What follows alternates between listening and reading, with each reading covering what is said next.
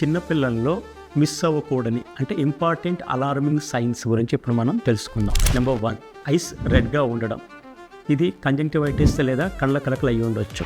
Number 2, కంటి నుంచి కంటిన్యూస్గా వాటర్ కారటం, అంటే కంటి నుంచి గొంతులోకి ఉండే నాజోలాక్రిమల్ డక్ట్ అబ్స్ట్రక్షన్ అవుతుంది, దీనివల్ల ఇన్ఫెక్షన్ కూడా వస్తుంది. నెంబర్ 3, ఐలాసెస్ స్టిక్కీగా ఉండడం లేదా ఎల్లో కలర్ డిశ్చార్జ్ ఉండడం, ఇది కూడా ఇన్ఫెక్షన్కి ఇండికేషన్. నెంబర్ 4, పిల్లలు 3 months తర్వాత ఫేస్ని లేదా మన వాయిస్ని ఫాలో అవ్వకపోవటం.